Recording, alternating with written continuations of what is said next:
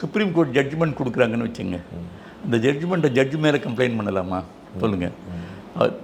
ஒரு ஒரு particular S R no தான் டிசிஷன் கொடுக்க முடியும்.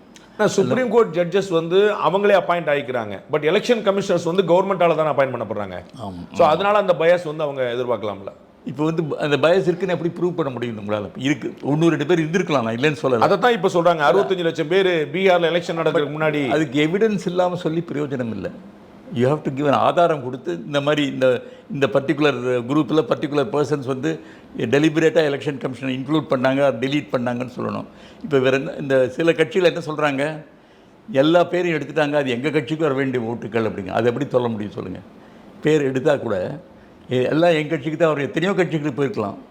அதே மாதிரி இன்க்ளூட் பண்ணுறாங்க, ஒரு கட்சிக்கு தான் அந்த இன்க்ளூட் பண்ண பேரெல்லாம் போகிறதுன்னு சொல்கிறது தவறு. அது இல்லை. இப்போ வந்து பார்த்தீங்கன்னா எல்ஓபி வந்து பேட்டி கொடுக்கும்போது அவர் வந்து ஒரு பவர் பாயிண்ட் ப்ரெசன்டேஷன் போட்டே கொடுக்குறாரு. எஸ்பெஷலி கர்நாடகாவில் மென்ஷன் பண்ணுறாரு, மகாராஷ்டிரா மென்ஷன் பண்ணுறாரு, பீகாரில் மென்ஷன் பண்ணுறாரு. கர்நாடகாவில் ஒரு பர்டிகுலர் அசம்பிளியில் வந்து கிட்டத்தட்ட 60,000 ஓட்டு காணும் அப்படின்லாம் சொல்லி சொல்கிறாரு. இவ்வளோ பேர் பேரெல்லாம் காணும் அப்படின்னு சொல்கிறாரு. ஆமாம், சரி, அவர் சொல்கிறது எவ்வளோ தூரம் உண்மைங்கிறது எலெக்ஷன் கமிஷன் தான் சொல்ல முடியும், அவங்க தான் வெரிஃபை பண்ணி சொல்ல முடியும்.